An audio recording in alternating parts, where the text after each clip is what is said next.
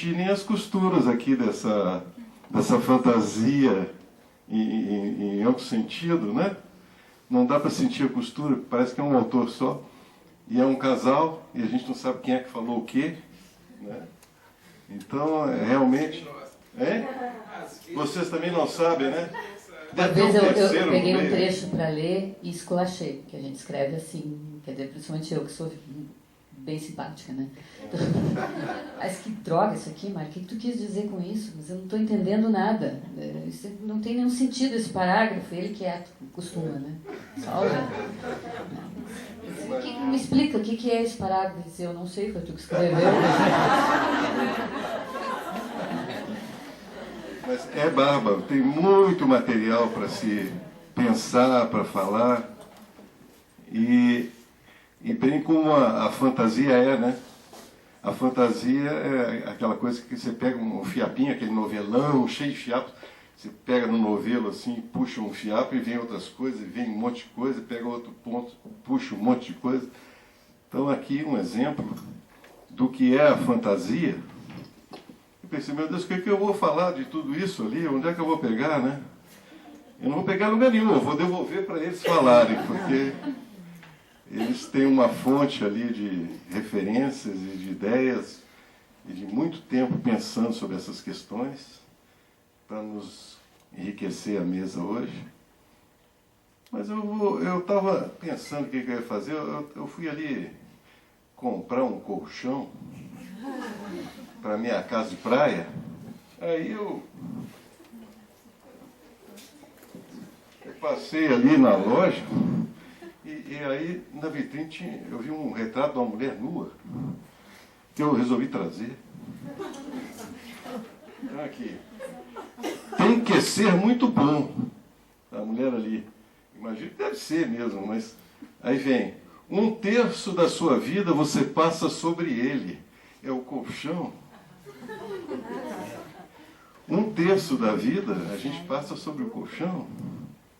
A gente não se dá conta.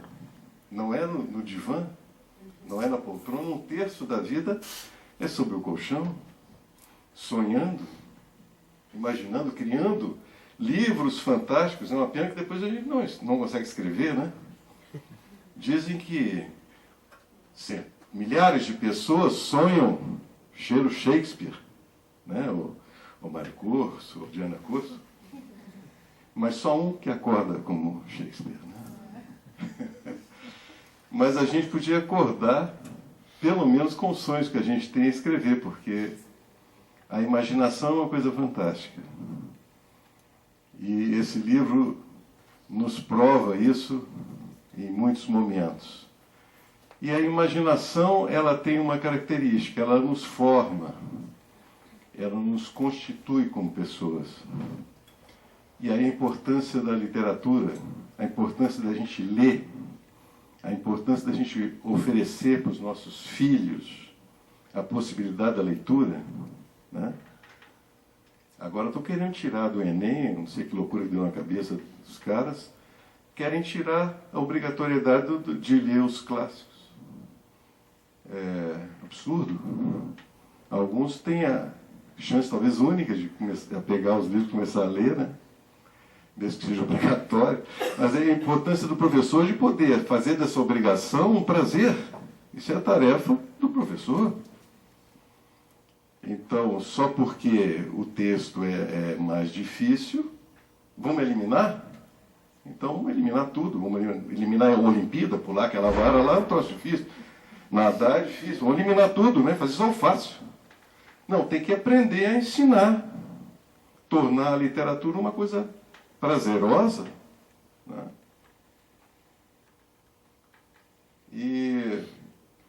E a quantidade de informações que hoje a gente tem acesso, né? Talvez há mais tempo atrás a gente tinha aquela dificuldade de ter um livro. Hoje a gente tem um acesso grande. Então eu vou devolver para o casal essa questão. Como é que fica essa facilidade da informação, essa possibilidade da criança ou do adulto ter acesso pela internet, pelos meios de comunicação, etc., a essa grande massa de informação, são duas perguntas sobre isso. Uma, como que essa possibilidade melhora o uso da imaginação em termos de informação da pessoa. E a segunda pergunta é como é que essa multiplicidade de informação piora a formação dessas mesmas pessoas. Sim, é uma preocupação, boa entrada, porque é uma preocupação bastante grande que eu tenho. A gente não tem como saber, né? São coisas em processo. Dá para ver algumas questões. A gente confunde informação com formação, né?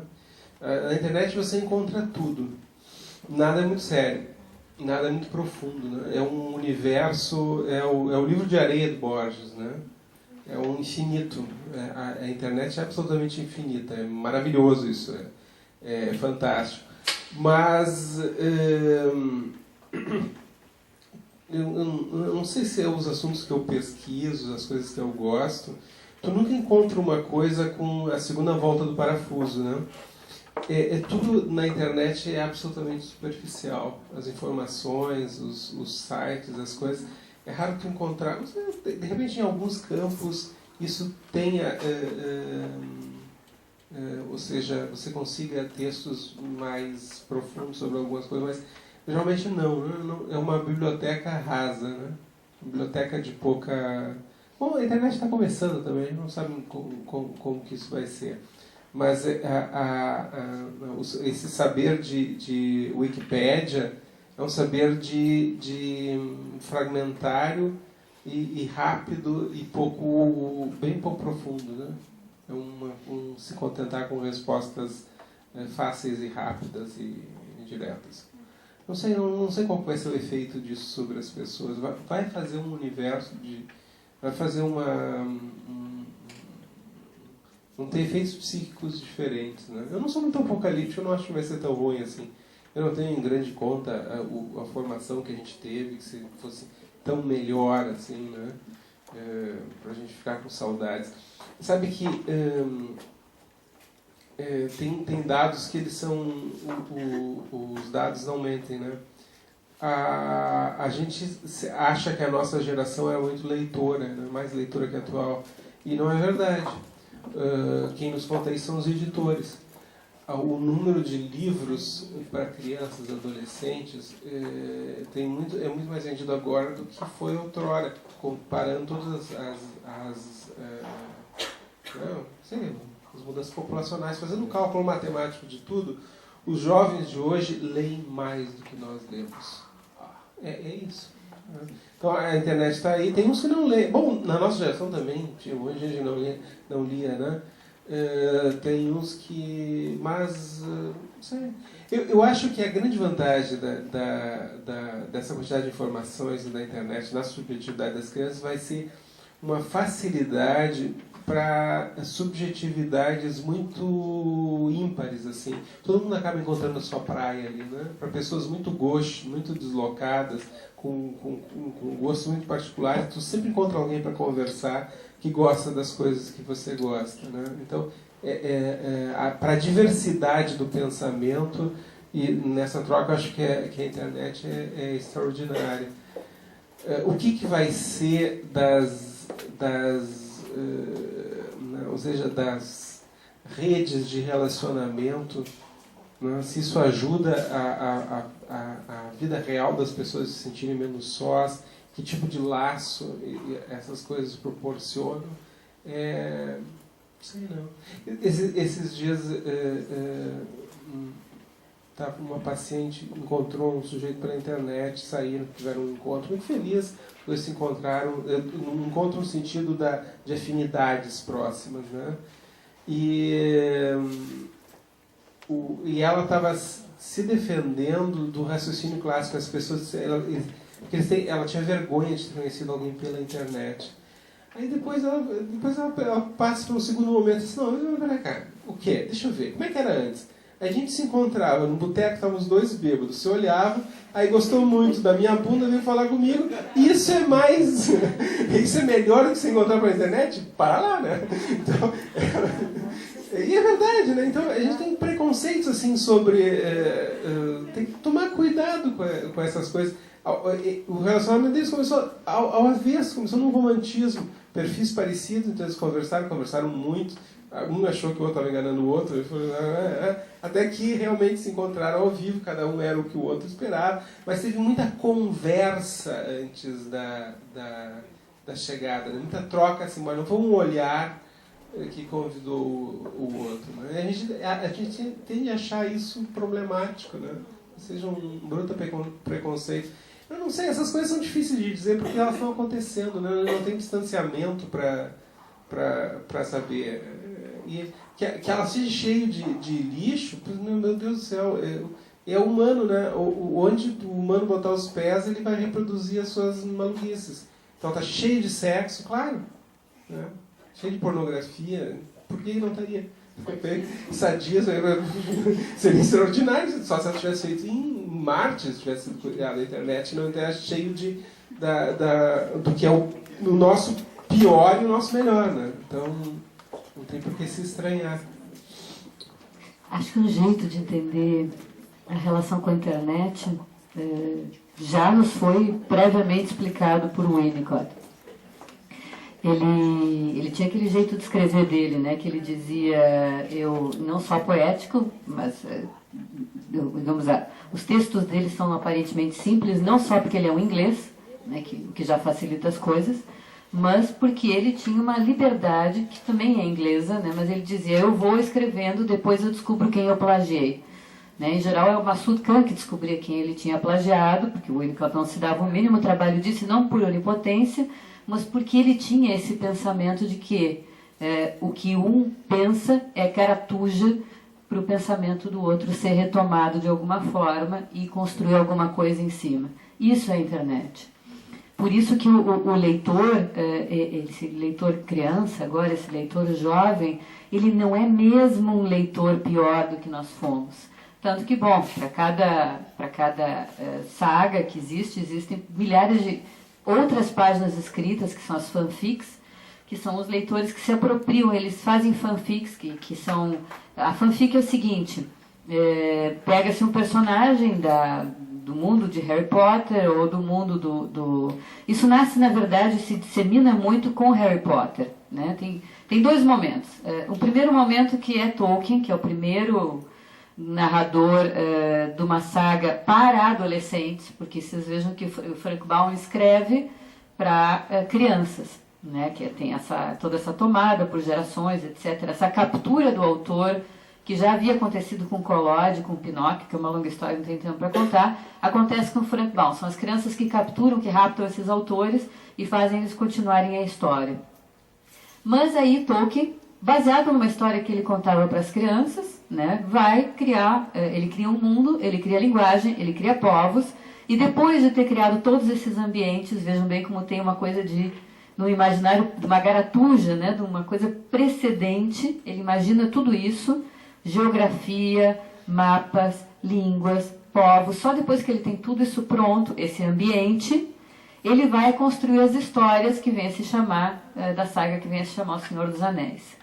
Os adolescentes se apossam dessa história, basicamente por várias coisas, porque é uma elaboração do que se viveu na Segunda Guerra, do qual, né, essa geração eram os filhos, né, dos que lutaram por valores de transmissão masculina, pela ausência de sexo, que passa a ser importante um ambiente sem sexo para os jovens, justamente herdeiros e protagonistas da revolução sexual, era um lugar seguro onde fantasiar, uma extensão da infância. O que eles fazem com esse universo? Eles criam um ambiente para brincar, que é os role-playing games, o RPG.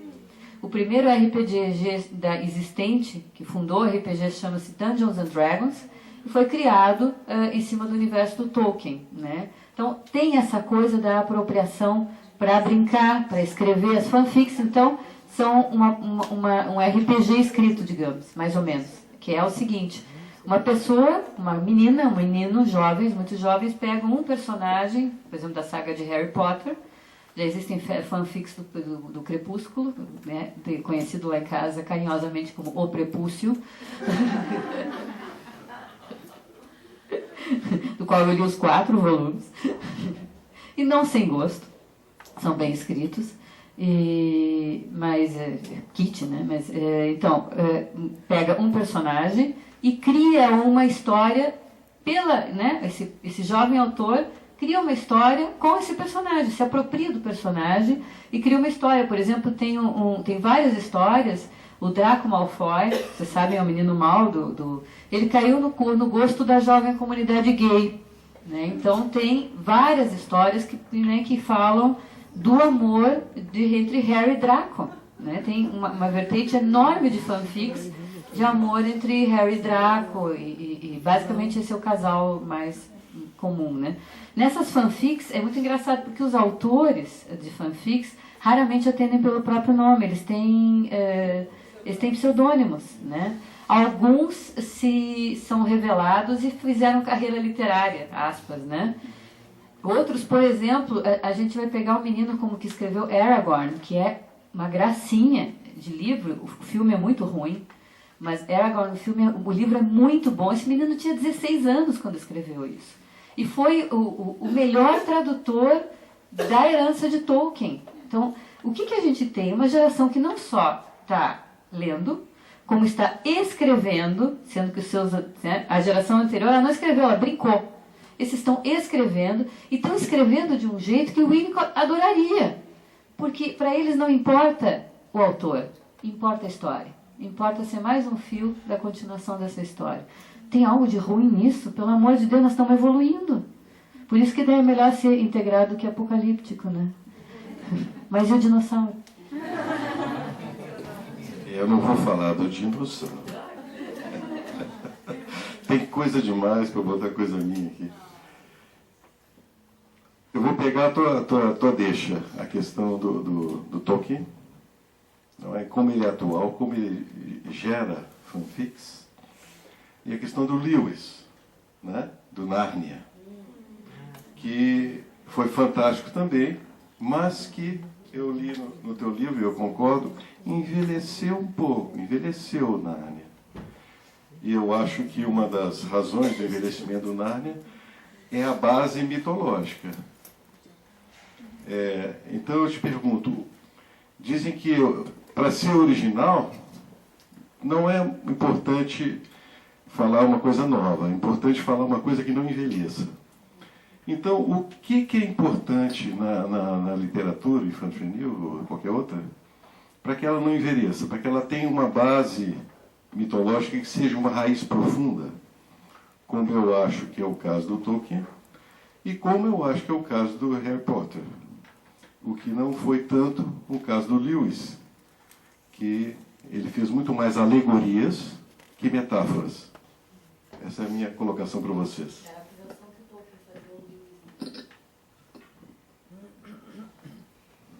Eles eram amigos, né? Eram amigos do mesmo pub, né? Eles eram amigos e rivais. Eles encontravam e trocavam ideias. Eles tiveram sucessos absolutamente complementares, né? Enquanto o Lewis teve sucesso na hora, ele ia escrevendo e ia fazendo um grande sucesso, ganhando dinheiro com aquilo. E o Tolkien só olhava aquilo e não... É um gênio. Tolkien, a literatura dos dois não tem comparação, né? Um é muito superior ao outro. Olhava aquilo e não tinha aquele retorno momentâneo, e ele se afastou um pouco do amigo. Coloca depois o Puma. Coloca o Puma. O Puma da Bússola de Ouro. O Puma, yes. Bota no Puma. Só que assim, Não, ele gosta. As perguntas são simples, né? Então, bota mais ingredientes. Não, mas eu acho que com o Pullman dá para te responder a pergunta, que é a seguinte. eu acho que não vai para o Lewis, ele vai para o Tolkien. Sim. Mas é um Tolkien atual. É que, na verdade, mais uma vez o Winnicott, né? Ele dizia que não é possível ser original senão na base da tradição. O que é que eles fazem? Tolkien, Lewis, Pullman, Frank Baum também ao seu modo, né? Porque tem aí Castelo, né? Enfim, tem toda tem bruxas, tem toda uma coisa que é sempre é um caldeirão de reciclagem. É utilizar esses elementos da tradição para ser original, ou seja, para produzir uma narrativa que faça efeitos simbólicos no público, que funcione, como bem nos explicou Bettelheim, como um instrumento de elaboração. Tolkien é engraçado porque ele só foi publicado, na verdade, porque o filho do editor pegou para ler. Né, ele entregou aqueles originais, né, Tolkien é um professor de línguas, né, enfim, um pesquisador, um filólogo, né, e eles tinham essa fantasia, né, que nasce narrando para os seus filhos, né, e ele escreve, depois de séculos, ele era muito obsessivo, ele solta aquele troço, entrega para o editor como exigência, só deixa publicar, se publicar tudo junto. O editor queria publicar em pedaços, ele não topa, então aquilo era uma Babilônia, e aquilo fica numa espécie de polêmica entre ele e o editor, até que o filho do editor, o Puber, pega aqueles originais e lê e não consegue parar. Né, e diz para o pai, isso equivale. Né, é assim que Tolkien é publicado. Justamente porque produziu efeitos, conseguiu ser original em cima da tradição. O Pullman, ele descobre, ele tem um elemento que é uma descoberta genial, talvez seja a reciclagem de vários elementos da antiguidade, que é os animagos. Que o animago é uma coisa do qual as crianças sempre acreditaram, toda a vida. O animago é o seguinte, cada pessoa tem a sua alma sob forma de um bichinho. E esse bichinho anda com a gente. Então a gente é acompanhado dessa alma. Um duplo. É um duplo, mas é um duplo que é ao mesmo tempo um objeto transicional, porque a gente tem um certo diálogo com ele. Então é um jeito da gente estar dentro e fora ao mesmo tempo. É um jeito da gente enxergar a nossa alma de alguma forma, porque é uma resposta para a grande dúvida do que eu sou. Eu sou, né? Isso um pouco o horóscopo chinês tentava, né? Horrivelmente, eu sou um rato, detestei. Mas enfim, acho que um pouco. O efeito Trinedal deve estar passando. Mas enfim, eu acho que o animago é a descoberta do Pullman. E enfim, essa é. Qual é o pó que eu não lembro? O pó é o tema do livro dele, a questão da matéria, né? Eles vão atrás do que o pó significa, que é a matéria, mas é uma matéria transfigurada, é uma matéria geradora de vida, né? E tem toda uma ligação com a mitologia aí, que eu não vou discorrer agora. Vamos ver se a gente consegue compartilhar com o grupo todo. Tá aqui tão animado, mas vamos querer incluir vocês também. Né? Ah, tem um animago ali andando. Quem é aquele? Como assim? Um animago, um gato ali, ó. Sério? Eu acho que é um papel.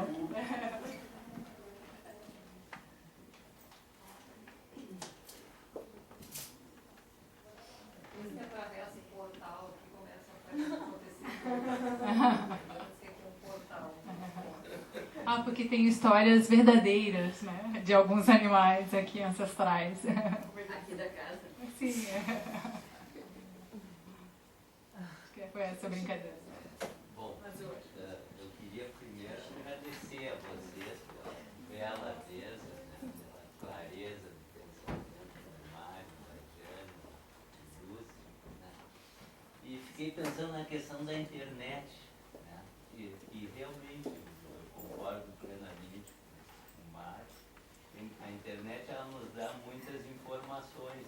Agora, o que transforma as informações que se encontra lá em conhecimento e sabedoria é a mediação de um olhar crítico, né? De um adulto, de alguém que me dê tudo isso. Bom, e entrando aí, eu vi que no livro de vocês falam sobre a vampiromania, que eu achei muito interessante, a tradição dos mortos, e fiquei pensando que atualmente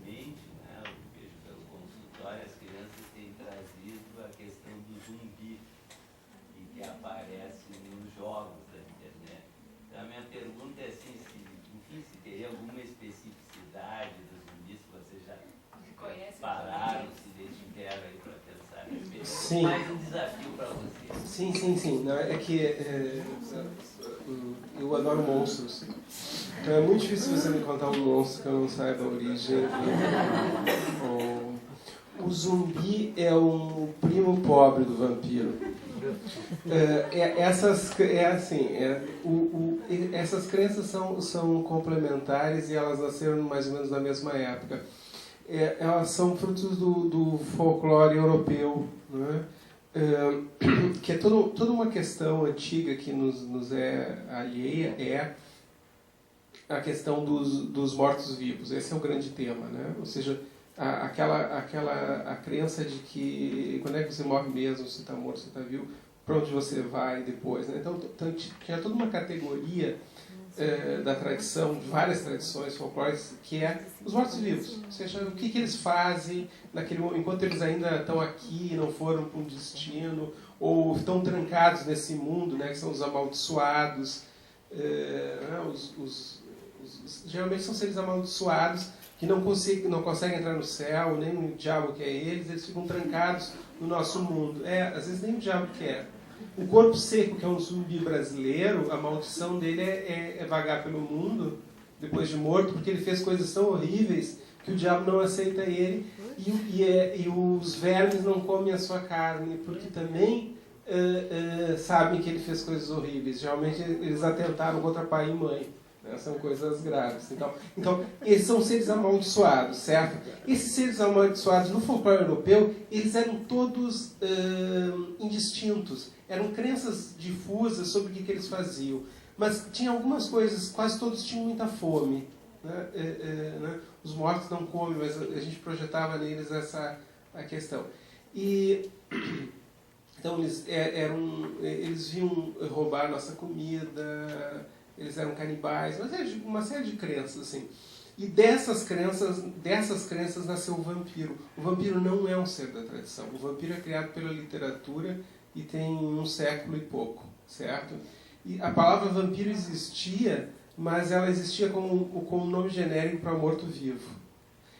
Então, mas quando um desses mortos-vivos se especializou num objeto, que é o sangue, se criou o vampiro, certo? Que é um morto-vivo cuja especificidade é ser adicto a sangue. Que é o sangue? O sangue tem uma tradição de todas as culturas a ser a fonte da vida. Se ele é a fonte da vida, o que os mortos precisam? Sangue. Sangue é... Lembra quando só um exemplo fácil que todo mundo conhece. Quando Ulisses está voltando para casa, em algum momento ele vai falar com o mundo dos mortos, tinha algumas coisas que ele precisava saber, ele faz um buraco no chão e põe sangue, e aí os fantasmas vêm comer o sangue e ele pode falar com os mortos. Ou seja, é uma tradição muito antiga de que a necessidade dos mortos é o sangue, certo? Então nós temos aí os vampiros. Essa são os mortos-vivos, com todas as suas características de estar num mundo intermediário, a questão do contágio, né? Se ele te morde, você vira um deles, com o zumbi também. Mas eles são aristocratas, eles são ricos, os vampiros são sempre ricos, são sempre poderosos. É que nem nas vidas passadas, todo mundo era príncipe, imperador. Né? Ninguém foi escravo na China no século XIII, né? É impressionante. É interessante isso. São almas que não se prestam muito, né? E todas essas culturas que a gente não conhece direito, que os historiadores não conhecem direito, eles não vêm de lá, né? Vêm todos do Egito. Bom, esquece as reencarnações. Os zumbis são os primos, é uma outra crença que surge no mesmo momento, só que os zumbis são necrófagos, eles gostam de comer, eles são canibais, tá? Eles gostam de comer carne humana. Uma dessas crenças que tinha era que os vampiros ou esses mortos-vivos vinham para devorar as pessoas, né? Então... Não, é impressionante, começa a estudar sobre isso. Tem um decreto de 1700 da Áustria, que a rainha austríaca proíbe que se desenterre e queime as pessoas. né, e que se pregue as pessoas no chão, porque as crenças é o seguinte: se o vampiro sai, por que o vampiro morre com uma estaca no coração? Qual é o simbolismo da madeira, não sei o que? Não tem simbolismo nenhum. A questão é o seguinte: como eles acreditavam que os que eles saíam da cova, eles pregavam eles no chão. Eles botavam uma estaca no peito de madeira e batiam. Então o sujeito ficava com uma borboleta na coleção de borboleta, ficava preso no chão. E quem é do universo rural sabe, vocês já tentaram tirar uma estaca do chão? Vocês já tentaram botar ou tirar uma estaca do chão? É como um prego numa madeira. Ninguém tira. Pois é, mas se você precisar, se tiver um morto-vivo te incomodando, então, tinha um decreto do 1700 pedindo para as pessoas pararem de fazer isso, né? Ou seja, que era uma prática corrente. Se tiravam as pessoas da terra, se queimavam e espalhavam as cinzas, ou se repregavam o morto para ele não sair dali. Bom, os zumbis eram uma crença também que foi formada, que eram os mortos-vivos que vinham, e a mesma coisa, eles contaminavam, só que eles vinham comer a nossa... Eles não estavam interessados no sangue, eles estão interessados na nossa carne, eles querem nos devorar, né? Eles são famintos pela vida, talvez, mas é uma coisa né? Eles são orais, como os vampiros, eles são fortemente orais, e eles têm aquela boca que vem atrás de nós nos devorar. É a morte, são simbolismos da morte, né? Uma maneira... são maneiras eu acho que os mortos-vivos são uma maneira rebaixada de uma filosofia infantil de pensar sobre a vida e a morte. Não dá para se colocar questões filosóficas, se coloca questões literárias, né? O que é vida, o que é estar vivo, o que é estar morto, para onde se vai, se você morre ou não morre. E um ser primitivo, porque é oral, né? Furioso, perigoso, né? Com uma oralidade descontrolada. E eles fizeram sucesso a partir do cinema. Mas tem uma distinção mais do teatro, do cinema. Mas tem uma distinção que é importante se fazer, né? Que enquanto os vampiros são aristocratas, eles têm um corpo perfeito, eles têm um corpo imortal, perfeito, íntegro, bonito, sedutor, e os zumbis têm um corpo em decomposição, feio, asqueroso, nojento, que você tem nojo. Então tem uma distinção importante que é da questão do registro do corpo, que é porque se alguém quiser produzir um ensaio, tem que trabalhar isso aí. Que eu acho que é a questão do nojo da sexualidade. Enquanto no vampiro está isso positivamente, no outro está enquanto um medo do contato corporal, né? Então, enquanto um corpo, enfim, horroroso, asqueroso, nojento. Na verdade, o vampiro ele é congelado na juventude e são fruto de horror todas as outras etapas da vida. Se a gente vai pegar um zombie, ele é um velho muito, muito velho, né? Ele cai aos pedaços, ele se movimenta de forma assim, meio pesada, né? Só falta a bengala, né? Então tem quanto mais a gente bane a velhice e a morte pela porta, mais elas voltam pela janela. Então o que os jovens vêm tentando dizer nas últimas décadas é que a gente não pode recalcar a morte, nem o envelhecimento. E é muito interessante que a narradora mais importante depois de Bram Stoker do vampirismo hoje Sexta-feira Triste, a criatura que escreveu Entrevista com o Vampiro e várias outras histórias que seguem depois, que agora não consigo me lembrar o nome, mas alguém lembra? Enfim, mas vocês viram a Entrevista com o Vampiro e vocês sabem que tem outra fonte de horror, outro vampiro que não se encaixa bem, que é um problema, porque o vampiro ele é um herói, né? Vide que acabou gerando o Crepúsculo, porque ele é para sempre jovem, ele foi profundamente erotizado pelas narrativas que foram se sucedendo, no que acabou... Anne Rice, isso. E é bom porque quando a gente vai ficando mais velho, com qualquer 3, 4 pessoas numa mesa, a gente lembra de todas as referências.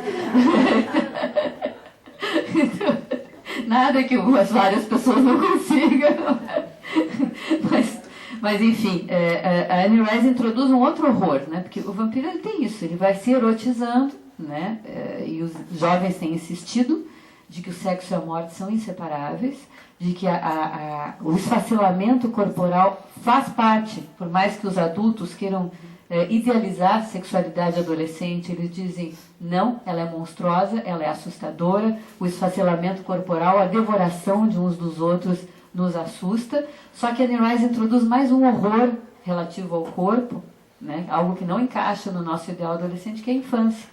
Então, uma personagem muito importante da Anne Rice, que é a Cláudia, que é a moça que acabou namorando o Homem-Aranha na infância. No cinema, ela em criança, ela vem a ser a mesma atriz que se torna a namorada do Homem-Aranha, mas em criança, justamente, ela é uma monstruosidade no mundo dos vampiros, porque ela foi tornada vampiro quando criança. E como eles não mudam, ela se transforma numa coisa assustadora para os próprios vampiros. Então, há um congelamento da adolescência, um congelamento da juventude, onde só esse corpo vale, mas mesmo esse corpo está constante, esse corpo idealizado, isso faz com que a gente consuma isso, está constantemente beirando a monstruosidade, né?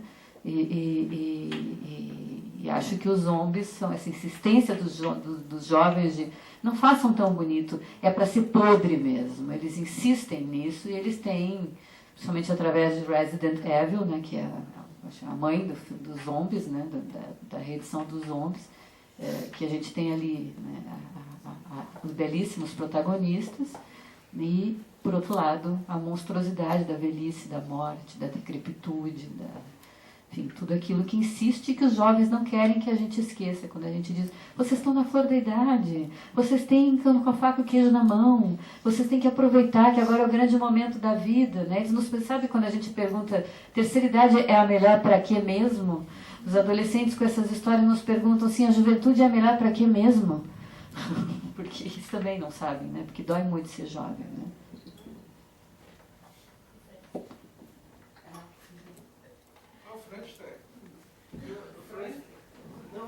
Ficou para trás, porque é um mito muito complexo. Mas, assim, ó, a gente resolveu trabalhar ele porque nos pareceu que Frankenstein é um personagem extraordinariamente atual, que é o filho queixoso.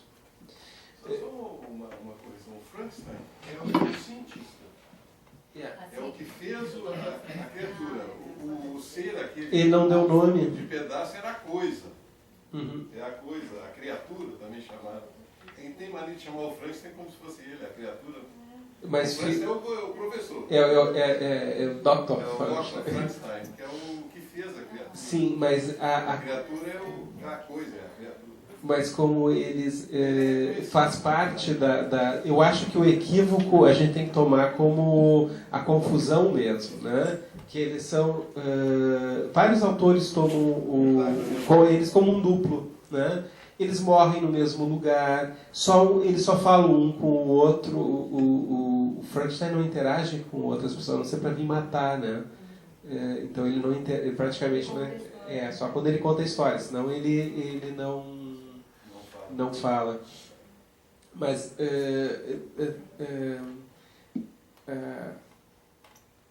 o que nos interessou em Frankenstein foi justamente a questão da queixa. O livro é um livro extraordinário, é um livro que ele passa... A gente tem uma visão muito decaída de Frankenstein, que foi para o cinema, é uma visão muito empobrecida, é aquele monstro que caminha como um bebê grandão, né? E que balbucia. Ele não balbucia, no livro ele não para de falar. Ele não para de reclamar que o pai foi insuficiente com ele, que o pai se assustou quando viu que ele era muito monstruoso e que o não fez perfeito, que não lhe deu um corpo perfeito, que não lhe deu uma inserção na família, que não lhe deu isso, que não lhe deu. É impressionante, não para de se acusar. Então, que é o seguinte, é uma questão dirigida a um pai, né, sobre que não lhe fez o suficientemente perfeito, que não lhe legou um nome, uma tradição, uma inserção, etc. Bom, Frankenstein foi escrito durante a pós-Revolução Francesa, quando o homem começa a se desenraizar, quando ele começa a reclamar da tradição, quando ele começa a reclamar que ele não tem uma tradição, E a queixa do Frankenstein é a queixa do homem contemporâneo, que a tradição não lhe dá mais coisas, que ele não tem mais elementos. Né? Então ele imagina um pai que faz e que não tem passagem de sabedoria. O faz e ele se sente abandonado e ele tem que se fazer sozinho. É bem uma fantasia contemporânea. E ele tem sucessores, por exemplo... eu acho que como é que é o Blade Runner é um Frankenstein. É um ser monstruoso que vem procurar o pai para pedir mais vida, vem lhe dizer para o pai que ele é insuficiente, né, que ele não lhe deu o que ele precisava, que ele deu pouca vida, que o abandonou com pouca coisa e o mata. Como são heróis parecidas, né? O Frankenstein mata o pai, o Blade Runner mata. Eu acho que tem um outro Frankenstein interessante que é aqueles filmes da trilogia, como é que é? Bourne. Como é que é o nome? Identidade Bourne. Identidade Bourne é a mesma coisa, ele também é um Frankenstein. Ele acorda de repente, ele não sabe quem ele é, não sabe o que ele fez, ele não sabe, fica se perguntando sobre ele, né? O que ele vai fazer. Ele é forte, ele tem superpoderes. E ele vai em busca do pai. O Bourne só termina quando ele vai em busca do pai, acha o pai e mata o pai, né? É outro herói parricida, né? São seres que acusam o pai de tê-lo feito de qualquer jeito, de não tê-lo amado, tê-lo largado no mundo como um monstro, né? São máquinas de tudo são máquinas de matar também, né? Posso contrapor só uma terceira história, que é a da inteligência artificial, em que também é criado um menino, né? Um robô. Vocês viram inteligência artificial, né? Poderia ser um Frankenstein. Ele se salva pela fantasia, porque ele encontra a história do Pinóquio, né? Ele encontra a fada madrinha que o redime. Então talvez a gente possa pensar numa redenção do homem contemporâneo abandonado pelo pai através da fantasia. Eu estou só levantando. Acho que não. Acho que a inteligência artificial ele é um pedido dirigido à mãe. Para encontrar a mãe.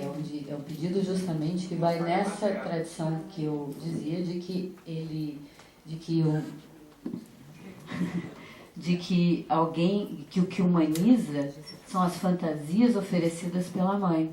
E é isso que ele pede, né? Que conte as histórias de fadas para que ele possa se humanizar.